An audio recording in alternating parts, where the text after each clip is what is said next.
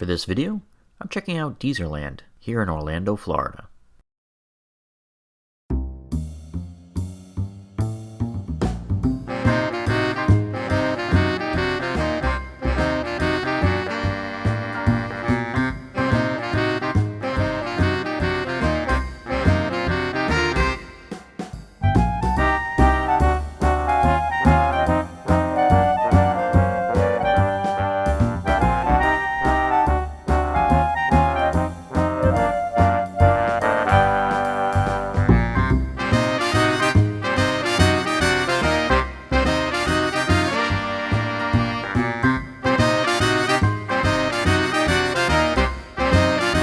So if you watched any of my previous videos, you know that I'm a huge car nut.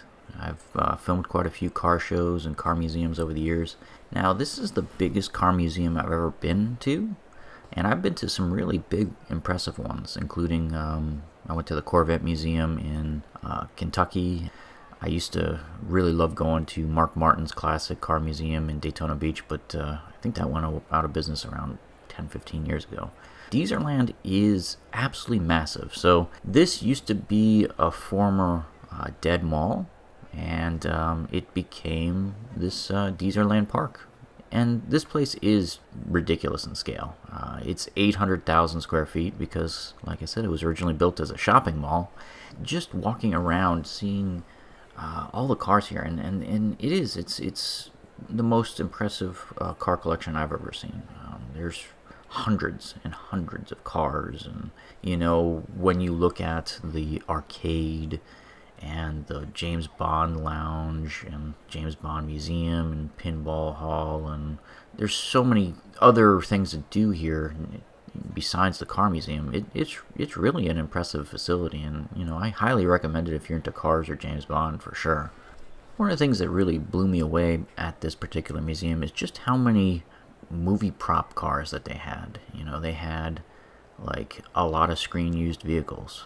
There is a couple car museums up in Las Vegas as well as Pigeon Forge that also have a lot of screen used TV and film vehicles, but I think this is one of the largest collections I've ever seen, because they had like 15-20 cars from the Fast and Furious movies, and they had cars from Miami Vice and the Dukes of Hazzard and multiple incarnations of Knight Rider, and there's just a lot of things here.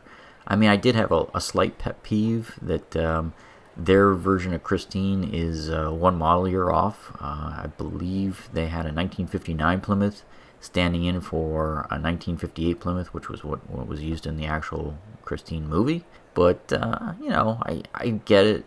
58 Plymouths are pretty hard to acquire, so 59s are probably a little more common. So, and, they look similar enough. I mean, the tail fins are completely different on the sides, but to 95% of America, they probably can't tell the difference.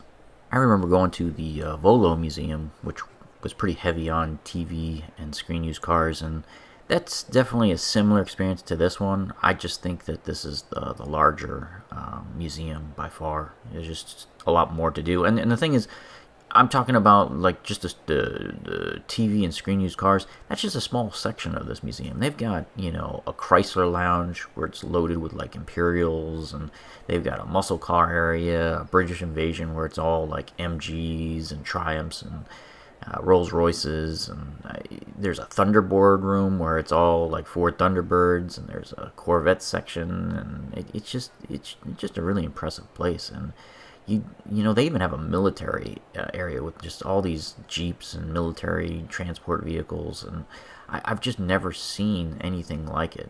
They've got a room full of three-wheeled vehicles, and whoever put this collection together definitely had like an impulse control problem, because there's the things that were collected are just amazing. How almost like a hoarder of vehicles, but in a good way. So a lot of people ask me about the Knight Rider car at this museum, and yes, both of these Knight Rider cars, whether you're talking about the boat car from Knight Rider 2000 or the black Trans Am from the original Knight Rider, this is an actual screen-used Survivor from the original TV show in the 1980s. There's only 5 of them left in the world because most of the Knight Rider cars had to be crushed due to an agreement with General Motors. Unfortunately, I couldn't get all that many good pictures or video of it because that section of this museum is incredibly dark. They were trying to make it moody to show off the red scanner bar going in the museum, so you really can't see that video footage very well because I was using a cinema camera that was f4, my lens on the front, so I had it wide open, and it's just a really dark section of the museum, and shooting f4 indoors is just doesn't work very well. If you're a fan of Batman, they had several Batmobiles that were screen used as well, and again, not a section of the museum that I was able to film very well because they had it looking like the Batcave, and it was very moody and dark in that room as well, so that was a pretty difficult place to film just because you know, they were trying to set the mood. I get it, and if you wanted to take really good pictures, I guess you could probably ask them to turn the lights up.